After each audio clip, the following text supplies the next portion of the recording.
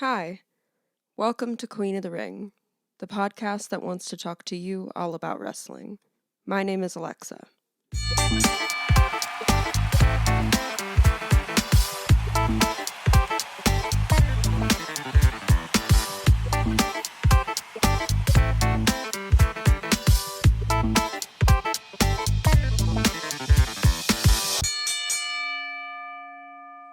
In today's episode, I want to talk about Kia Stevens, also known as Awesome Kong.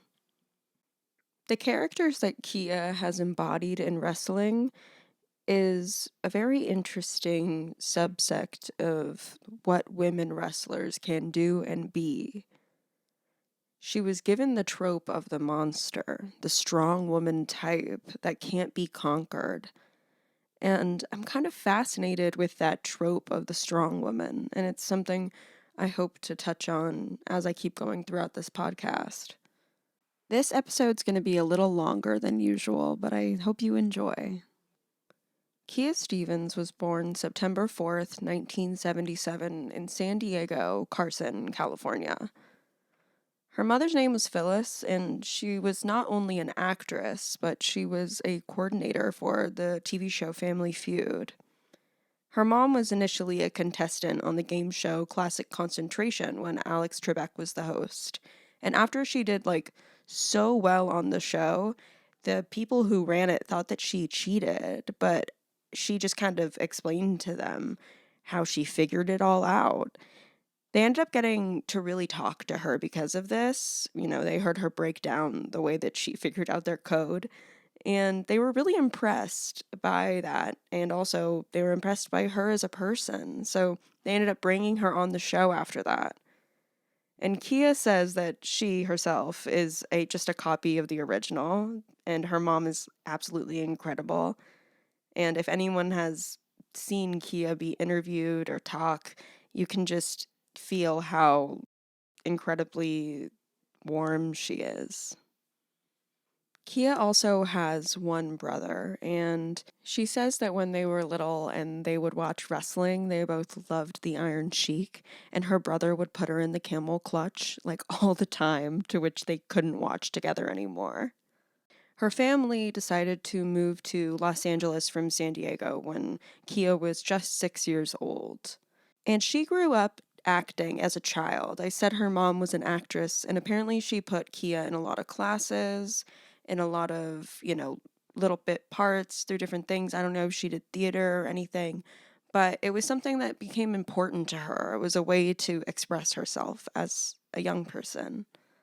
And although Kia as a child loved to do things like act, she wasn't always as outgoing and extroverted as she would be when she was older, because when she was younger, she describes herself as pretty shy and anxious, especially when she was little. When she looks back on this time, part of this anxious feeling that she had as a child that kind of completely enveloped her was part of living in San Diego for the first few years of her life. And she said that while she and her family lived there, they were exposed to a lot of racism. She watched her mom defend she and her sibling, and she says that seeing these situations were really fucking scary. Watching her mom have to physically defend them or have to stand up for something that happened that was completely egregious and disgusting. About it, Kia says, quote, "Hearing those kinds of conversations and being accosted by random people over a subject I didn't understand, couldn't grasp, but yet I did quicker than I should have." She says that this kind of led her into being an introvert, and it made her more of an observer.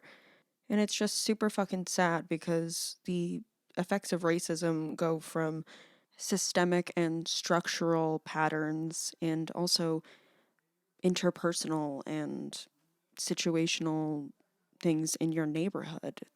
It's a very fucked up thing.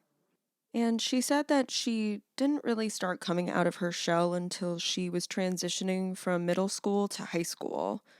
When her family moved from San Diego to LA, she said that her mom, moved them basically from an almost all white neighborhood to an all black community. And she felt like a little bit of an outcast at that time in both of those spaces.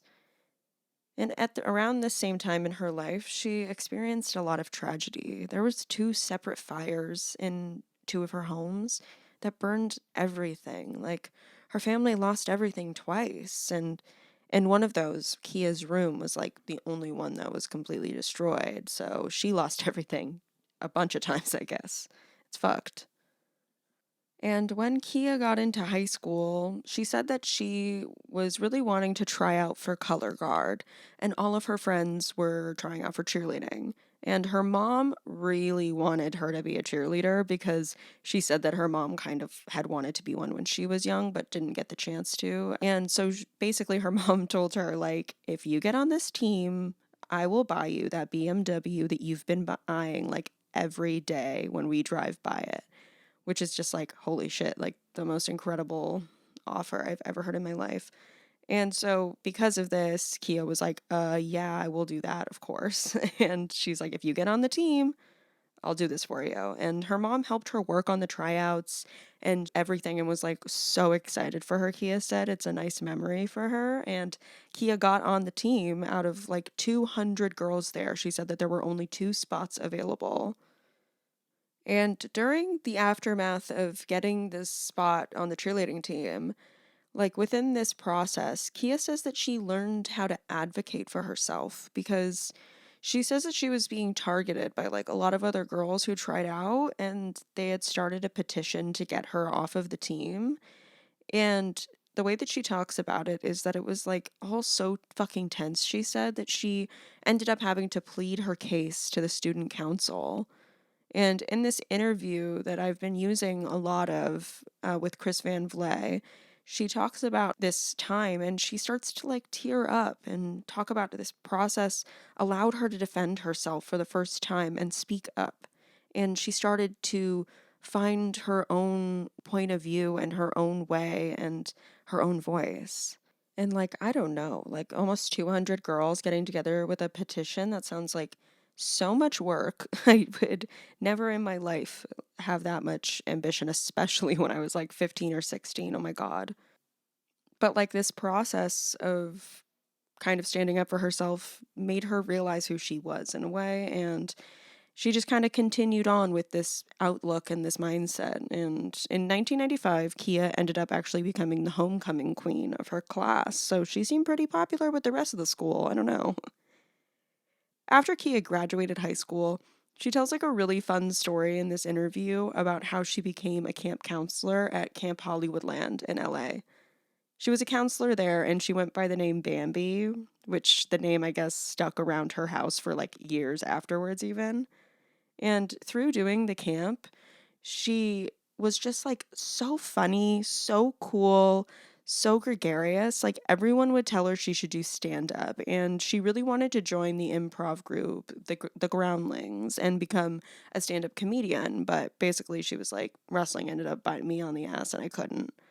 Around this same time on the off season from camp, Kia was working as a social worker, which is a job that she has said multiple times she would still have if she didn't make it in wrestling. But at this time in her early 20s, when she started working as a social worker, she was working with pregnant and recently parented teenagers. And she said that this job basically was like a soap opera every night of the week with the drama that was going on. I mean, I feel bad referring to people's lives as drama, but I will say that for easy words.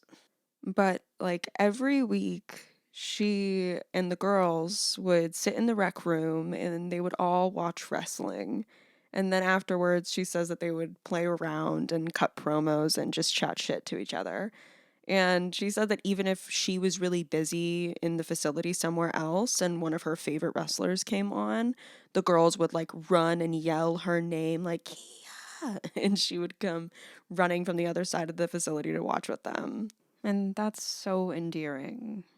And she said that getting together for this became a calming and releasing thing for the girls. And she was happy to be able to provide them with this like comfortable and safe space, you know? In 2002, Kia appeared on a reality television show called Discovery Health Body Challenge, where she was a contestant trying to lose weight. It was all in hopes that she was telling the audience that she wanted to be a pro wrestler. I think that the show is kind of like the Biggest Loser type, which, in my opinion, I fucking hate the Biggest Loser. I think it's so shitty. But either way, at the end of the show, they surprised Kia with a meeting with China, Joni Laurer, who Kia has said like she and Lita inspired her to become a wrestler herself. And I think it's interesting that they set this comparison between she and China, these strong women types, from the get go. And I know that they both kind of suffered in differing degrees of that trope, but I think it's interesting that they found that even before she started wrestling, that she would be this type of character. After she wrapped up filming with that show, she started training at the wrestling school of Hard Knocks in San Bernardino, California, not too far outside of LA. Two other people that actually trained there, some alumni, is Melina and Frankie Kazarian. And tied to the wrestling school was the owner's promotion, Empire Wrestling Federation, EWF, and Kia debuted there pretty shortly after her start at the school. Around this same time, Kia said that her younger brother told her that he had wanted to try out for the second season of Tough Enough, and she was like, fuck it, I'll do it too.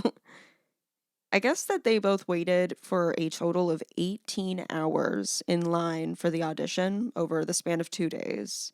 The way she talks about it, she says that she really killed it in her promo. You know, she had grown up acting. As I said, her mom was an actress, and the physical part was pretty good. She was a cheerleader, as you know. She did a lot of tumbling while she was a cheerleader, so she could do back handsprings. She could do back tucks. She was physically fit, but she said that it ended up being kind of a wash. When they realized one of the things you have to do is a kip up in the audition, she and a few people that she met in line went back to this suite that she had because the tryouts were in Vegas. For those who don't know the term, a kip up is when you see someone like on their back and they bring their legs towards their chest and like jump up off the ground. I feel like everybody knows what that move is, but it's called a kip up in wrestling. And it's super fucking hard. I mean, I've never tried, obviously, but like Kia said, after trying it a bunch of times, her abs were like aching. So they're all in there. She's practicing, and she said she finally got a kip up a few times. But when they went back to the audition and it was time to do it after doing like a million different workouts, she was like, oh my God, it was so fucking hard. There was no way that my body was going to be able to do it. And she said that basically when she was in her audition, Jim Ross, the longtime WWE announcer, told Kia and told the room that she was too fat to be in the WWE. He didn't use that word, she said, but ultimately he said that a girl her size could never make it there. The WWF has a horrible history of like demonizing fatness. I mean, putting it into villainous roles. While sometimes men get the opportunity and chance to be monstrous, intimidating, and strong, there is something that they do with plus size feminine people that just puts them in this box, which Kia's gonna have a hard time getting out of in general. But it was like, I think, a known thing that Vince McMahon like does not give bigger wrestlers the chances that he gives non-fat wrestlers. It's crazy. He has a long history of telling men and women of all sizes to lose weight and become as small as possible. It's strange. To get back to JR, when Kia and JR actually had their first interactions at the Cauliflower Alley Club, years and years later, JR had seen interviews with Kia where she had talked about that happened, and he said that he did not remember saying she couldn't make it. But JR told her he was happy that she proved him wrong, and he ended up advocating for her eventual signing at WWE. He, Stone Cold, and Mick Foley fought for her to get signed, but that's not until later because JR's word was done, and Kia was not making it on Tough Enough Season 2. And around the same time that the television show she was on was airing, Kia had a tryout at All Japan Women's Pro Wrestling, AJW. And when she really impressed some of the people there, she was invited to further her training with them. Training with Japanese wrestlers is what a lot of wrestlers that trained in the United States has said is like so fucking hard. Leilani Kai, I think I have mentioned before, has a story about going to Japan after she had been wrestling in the US for a while, and she said that she literally felt like she had never wrestled a day in her life, and that what they were doing there was completely different because they just have a different style, they have a different set of rules, they have a different set of expectations from their viewers and from their teachers. And while Kia was training with AJW, even though she was enduring this insanely time consuming and intense schedule for like 2 years, Kia not only learned fluent Japanese while she was in Japan living there, she was also training in MMA. And she reported that it was one of the most rigorous routines she had ever done. And she said about it, quote, "They wanted to bring me down to build me up, and they wanted to see how much I could take, and I took it all." Kia's first in-ring name was Vixen, and she said after coming off of that weight loss competition, she was giving very much Hourglass. She was sexy, vivacious, outgoing, and confident, and Vixen seems like it would have been such a sick character for her, but she describes no one wanting to go there with her. About her sexiness at the time, she says, with the hair down to bam, probably, would have kicked off 20 years ago. But I really couldn't find any promoter that was willing to take that leap with me where big was beautiful and accepted and not a gimmick and something to be laughed at. And you know what I mean? Not a joke. You know what I mean? Yeah. Because where I'm from, my neighborhood, I walk down the street, baby, you can't even talk to me. In high school, I was that bitch, okay? We're talking about cheerleader. Kong was the homecoming queen, baby. basically, I just lament and mourn what could have been because that sounds like an amazing character that probably would have fallen a little bit more in line with who she was as a person. I don't know. No one wanted to go there with her. The way they wanted to go seemed to be the exact opposite of that, as before Kia even went to Japan to debut, she was training at the New Japan Dojo that was in Santa Monica in California. And while she was there, she said that Shinsuke Nakamura, the wrestler, was just coming up, like just starting to really do his shit, and he was going to become so fucking famous. Who knew? While she was there training, he was there as well. And randomly, in the middle of a training process, he basically like looked at her, pointed at her, and was like, "Amazing Kong." And she said that when he said this, she was like, "No, no, no, no, no, no, no. You cannot do that to a black woman." And she decided she like pulled him over to the side and was like, "You can't say that to me. That is incredibly racist. Like, that's not right." And Shinsuke was like, "Oh no, like 1 second," with the language barrier that was there. And he grabbed a Japanese wrestling magazine that he had. And in that magazine, her picture was already up. And the name underneath, without already telling her, was Amazing Kong. The promoter, Masatsugu Matsunaga, gave Kia the in-ring name without her knowing. He needed a replacement for the already existing wrestler Erika Shishido, who went by Aja Kong, who is a previous queen of our ring, who I've covered before. And they would even apparently just announce Kia as A Kong, like the initial A, Kong. That's how interchangeable they were as two people. About this, Latoya Ferguson, the writer and wrestling critic, says in her incredible book, Encyclopedia of Women's Wrestling, she says, quote, "The intent was for Amazing Kong to become the new monster heel on the Joshi Puro block. filling the void of Aja in AJW while also playing on that same otherness of a large African American woman in a native Japanese world, only even more so this time around. Which she says because Kia isn't half Japanese the way that Aja Kong is.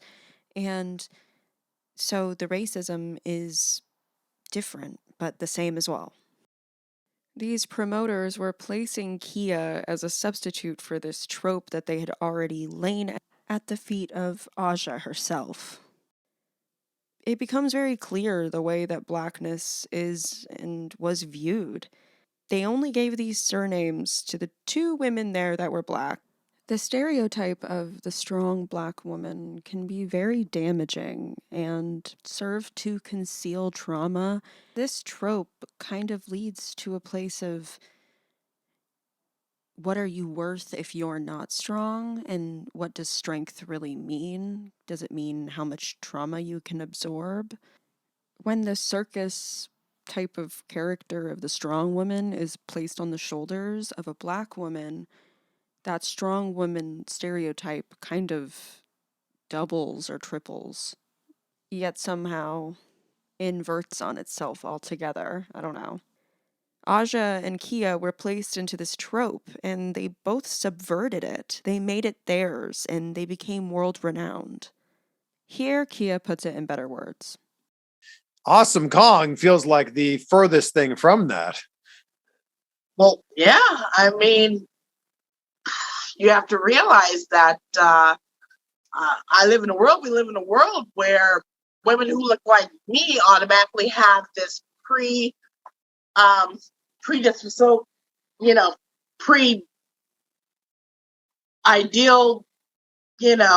image that a lot of promoters, tend to cling to because they're like, that's where the money is. That's what's going to sell tickets. You're big, you're black, you're scary. Go work it, instead of conforming to a new idea that is truly closer to who I am and what would have actually made me more happy. Even though I love Kong, no shade on Kong, Kong has taken care of me and my family for 20 years. So I wish that she had somebody that could have made a character with her that existed outside of a stereotype. That writers are so obsessed with creating and recreating. She seems like a very good actress that could have gone to many different places, and yet they went to the least creative place to make a character. But about this, racist name and stereotype, Kia says she doesn't think the Japanese promoters understood what the name really emotes or what it could actually mean, because it only doesn't mean that because of the ways that Aja and Kia have subverted it. When Kia went out to debut in Japan, it was only 1 year after ingratiating herself into the fold, and she won AJW's WWWA World Singles Championship. And even though they were only really set up to view each other as competition, in 2004, Aja and Kia would have a match at GAEA Japan. The same night they became tag team partners, and W Kong was born. Double Kong. The two of them had actually met before at a restaurant where, after having a lovely conversation, Aja paid for Kia and her friend's dinner, which is just very sweet. And it's funny that the two of them were given these villainous roles because, from what I can see as a fan or from what I've read, they both seem like incredibly lovely people. Like in so many interviews, Kia is funny, warm, silly, and very kind. And from what I can see, Erica is the same, Aja. After their tag team debut, they were really hitting it big. They were the AAAW Tag Team Championships in the GAEA, and the same time at AJW, they were the tag team champs, and also they were the tag team champs at Ladies Legend Pro Wrestling. Like, let's fucking go. In 2006, They became the tag team champions for Hustle, and their ring names were Erica and Margaret, and Erica is Aja's real name, so I wonder if that was her. But in the promotion, they would like wear tutus and act as a comic relief, which is very funny. After these last few years in Japan, Kia decided that she wanted to go back to the US and see what she could do there.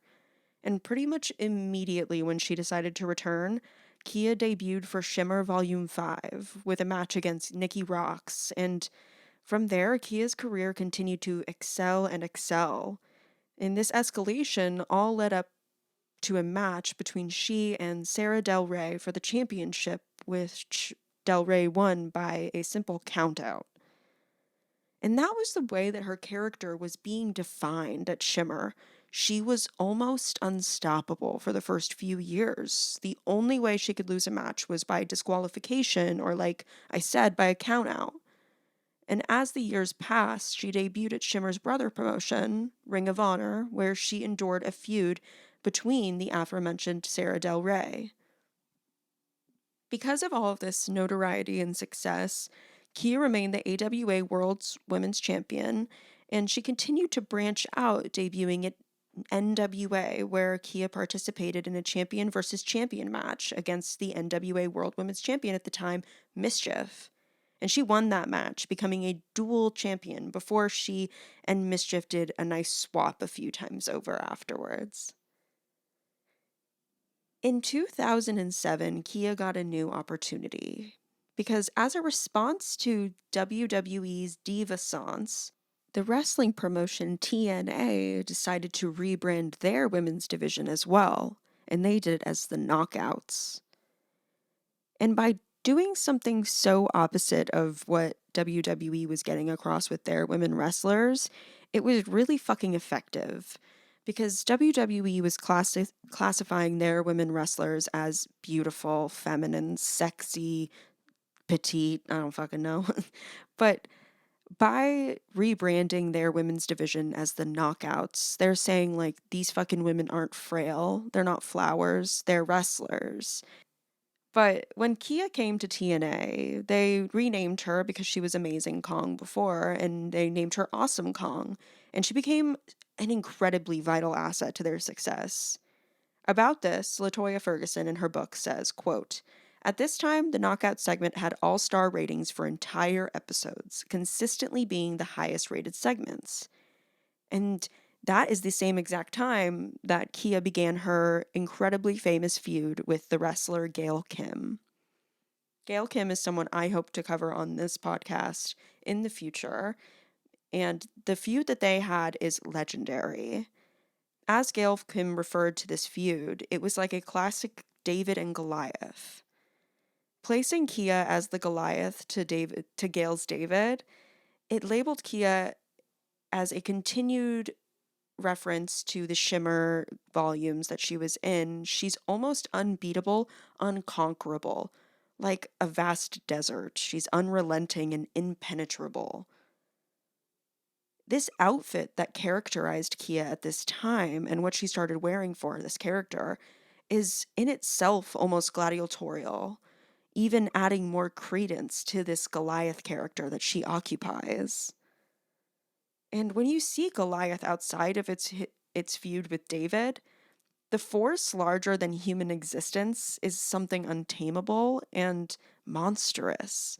And Goliath is a monster to be defeated, but when viewed without David, Goliath is a marvel.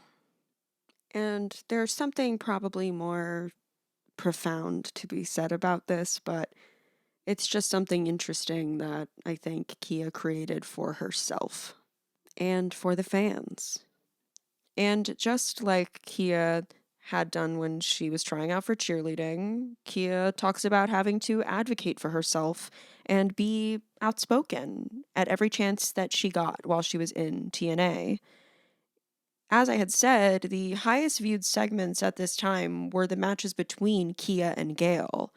And basically, at the time, Kia approached the producers and the executives at TNA and she asked them for a raise. And she felt that she couldn't be told that she wasn't worth the raise she was asking for because of how constantly they were talking about that, they're the biggest draw. And she found out how much Kurt Angle was making in the company at the time, and she doesn't tell us, but she said that she went up to the executives and was like, I don't even make 1/10 of the amount that Kurt Angle makes at this fucking promotion, and if you can tell me I am not worth 1/10 of his level of importance, I will understand where you all stand.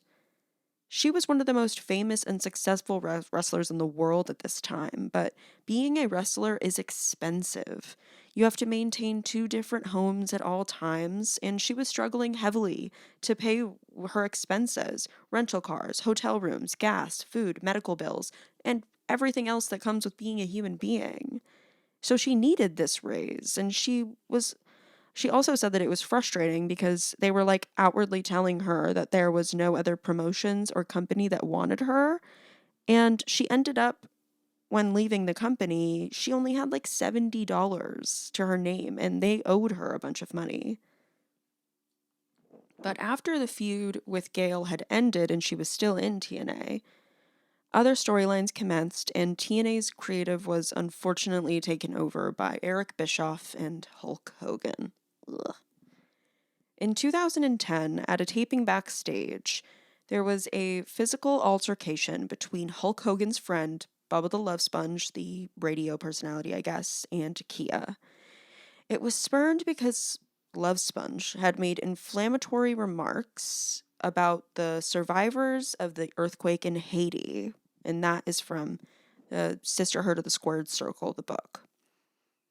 This was very close to Kia's heart, and she had been trying to raise money for people that were living there.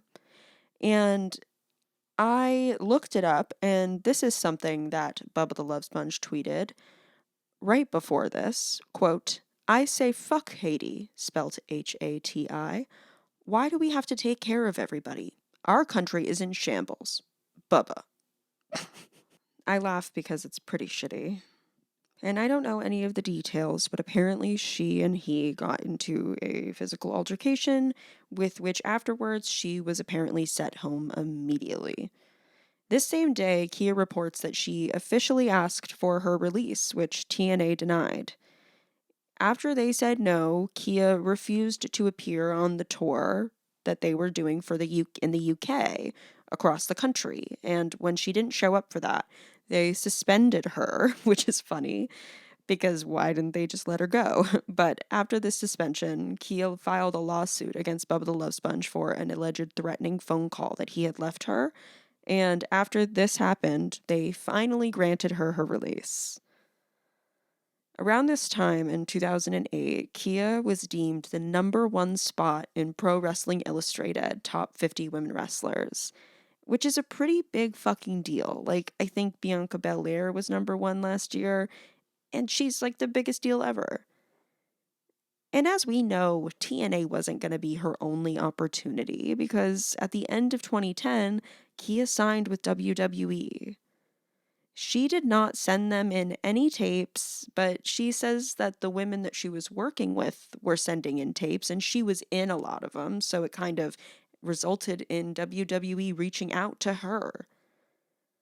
To lead up to a debut, in the middle of women's matches on like SmackDown or Raw, a promo would begin popping up on the screen with this person ripping apart Barbies, the dolls, ripping apart their limbs and heads and disfiguring these tiny little plastic dolls. With these mysterious promos, they were establishing a narrative, and Kia debuted as Karma. She came out in the middle of women's matches and would just decimate the competition. They had her attacking these quote unquote Barbies of the WWE, like the blonde petite women, which is an interesting addition to add to her monstrous narrative that has been established for her during her entire career. During this time in Kia's life, and a few years before, she was going through so much. She lost her mother, she lost her grandmother, her best friend from childhood, and her manager. She lost so many people in her life. And around this time, Kia had explained to the WWE audience that she was pregnant and she was going to have to take time off so she could be a mom, which is so exciting. Months later, unfortunately, the grave robbers of human tragedy, TMZ, posted a article that said that she had given birth to a baby. But after it was released, TMZ pretty quickly redacted the article because they found out new information. She had lost her baby. She lost her son. And that is just so much grief and loss. I can't imagine it. And she was still working during most of this also. She literally went from her mom's reception to work at a TNA event afterwards. But when it came to WWE, the inner workings, Kia couldn't deal with the politics and the mind games. She says a lot of people like to paint WWE as villains, but she says it's just not as easy as that because they can be extremely supportive, she says. She says they approached her and said, like, what do you need to come back after she had lost her baby and needed time to be home? But basically, the executives asked her, like, what do you need to come back to work? And she told them what she needed. You know, not money, she says, but she needed certain things to get back to work. And she said basically she wanted to go to a facility to get her mental, emotional, and physical health together. She wanted to go to this place that was in Colorado. And she said that it's what she needed if they wanted her to come back to work as quickly as they needed her to after all of this loss that she's dealt with and this trauma. But basically, they said no, and they said that they would send her to FCW in Florida, the developmental program for the WWE, to do what she needed. And she was like, no, no, no, no, no, no. I do not want to be around a bunch of people that I will have to talk to and tell what happened. You know, in this interview that I've been quoting from with Chris Van Vliet, she's just very matter of fact. And she said she didn't want people asking her about her baby, which is like, I completely understand that. Why would you want that? And she says that, as many people do, they just didn't understand depression. She couldn't get out of bed some days, and she was going through a lot. And she said that to get through it, she just had to wait it out, and that's how the depression got better. She told herself to hold on and that it's temporary, and that something she would say to herself a lot is, today is not tomorrow, and tomorrow might be the day. And she says that people just didn't understand what she was going through and the empathy wasn't there. She talks about how we've lost a lot of people due to this lack of empathy, especially in the wrestling community. After she was done at WWE and she had some time, Kia returned to TNA in 2015 for about a year.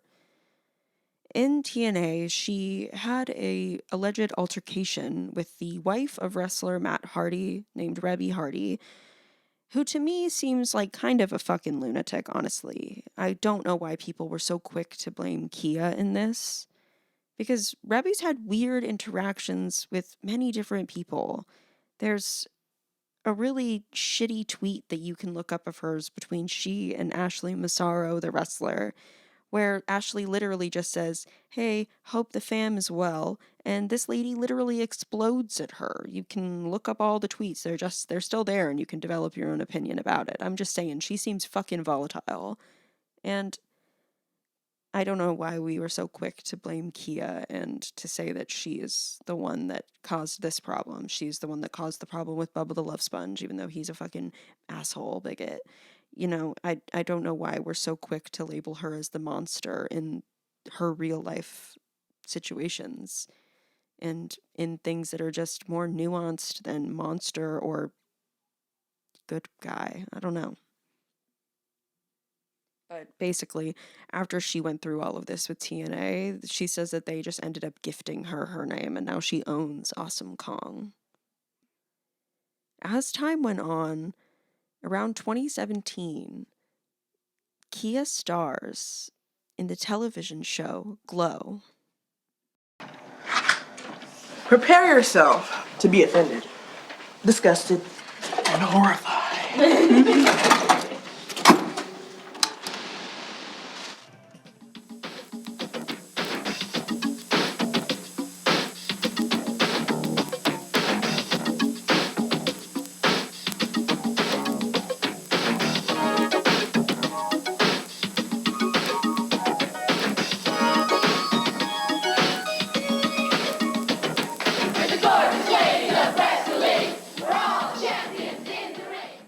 The Gorgeous Ladies of Wrestling was a wrestling television show that was satirical, storyline driven, and it was a women's wrestling promotion that was started in the 1980s. Kia says that as a little girl, she loved Glow and asked Santa if she could be a Glow girl when she grew up. And when the show got canceled, she was so sad because she thought she'd never get the chance, but says that it took him 25 years to do it, but he did it. Because Kia was cast as Tammy, the wrestler that plays the character, the Welfare Queen.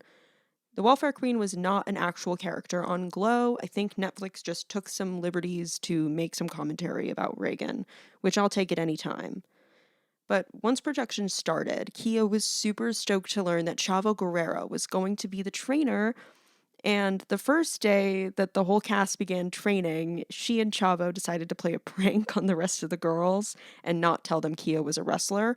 So when he and her began running the ropes like super fast and doing all this shit left, right, and center, the girls were all like, what the actual fuck is happening? And I just think it's a really funny story. And something that's super cool is that the Glow Girls originally, their trainer in the 80s was Mondo Guerrero. So it's cool that Netflix decided to keep the trainer in the family. Kind of recognizing familial ties and how important that is in wrestling. There's even a storyline with a similar idea. And even though it's not a real character on Glow, I do feel it necessary, because I'm discussing the stereotype, I want to explain this stereotype of the welfare queen.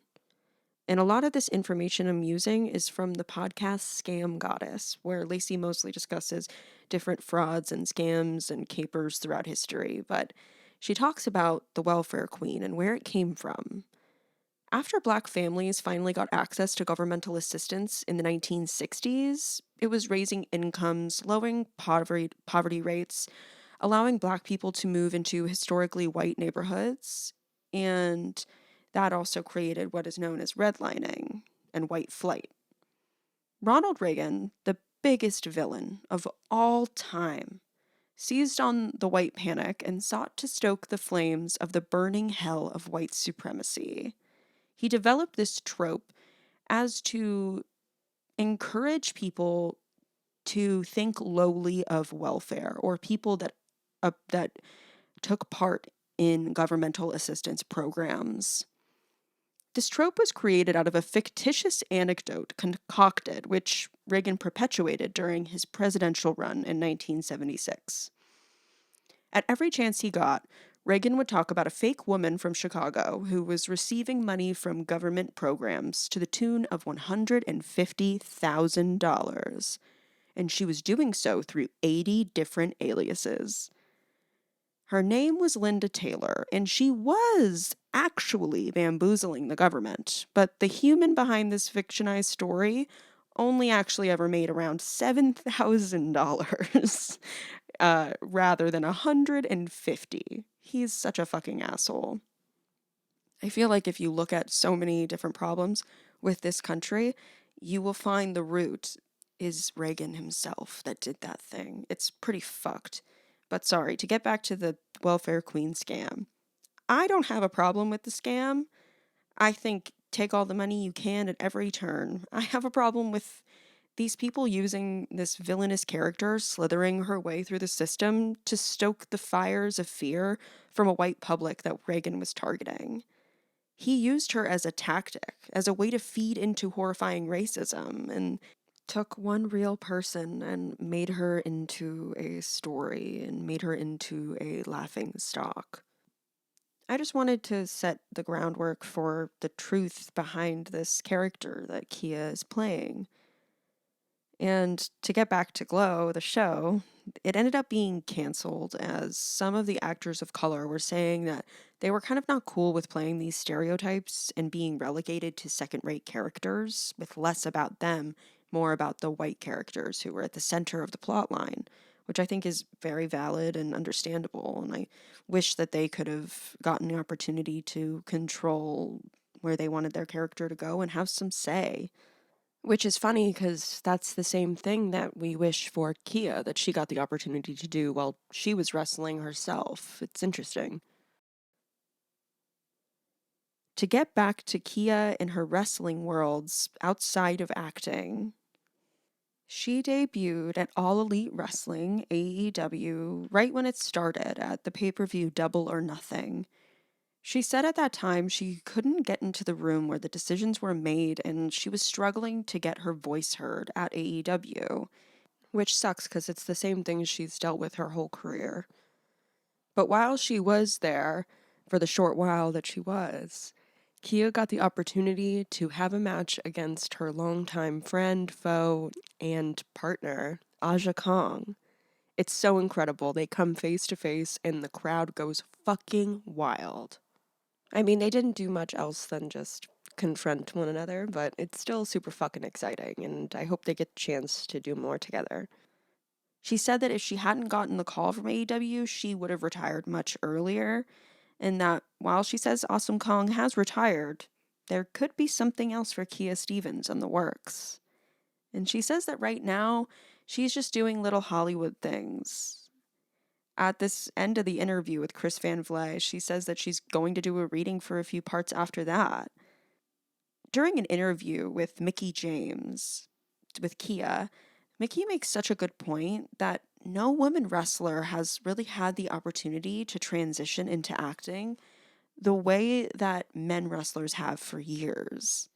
Like Jesse Ventura, Roddy Piper, The Rock, John Cena, and many, many more. Like even Triple H fucking starred in Blade 3. Don't think I forgot about Blade 3. Never could forget about Blade 3. Kia does emphasize that she doesn't get much opportunity for roles because there aren't many parts written for people who look like her. And the opportunity that there is very low.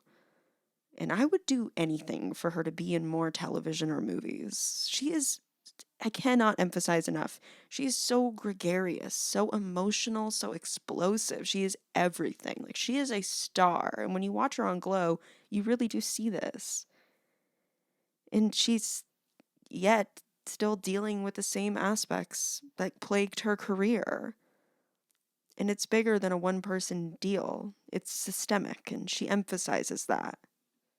Kia has repeatedly been displayed and conversed as the monster among women type. It touches back to the Shimmer matches, where she couldn't lose unless there was interference by outside forces, or her direction to decimate the Barbies at WWE, or the fear she stokes in fans by having fights with the likes of Rebby or Bubba the Love Sponge.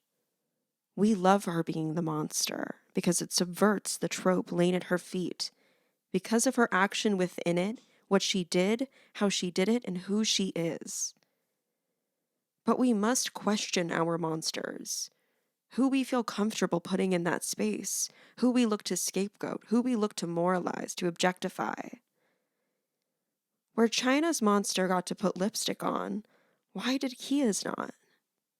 I wish that the monster they could have let Kia occupy could have been like a femme fatale, because that is much closer to who she is, and a femme fatale is a monster trope in itself, but it is a goddess meets monster, and I wish someone would have gone there with her, wherever she wanted to go.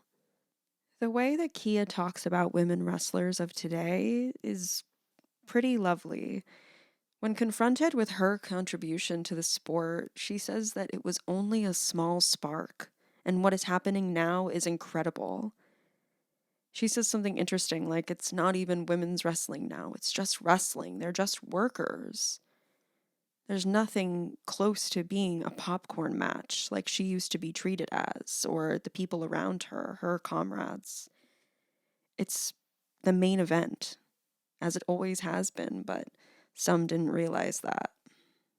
And while there might be a lot of things I've missed, I think I want to wrap it up here. And I'm just such a big fan of Kia Stevens as an actress, as a wrestler, as whatever she wants to be. I think she deserves all of her flowers, every single one. And I hope that we can count the ways to her for which we love her. If you have made it this far, I want to say thank you so much. Queen of the Ring is written by me, Alexa Pruitt, and the music is by Kreider Dane of Helter Skelter Music Productions. If you like what you hear, please join us again, and thank you so much.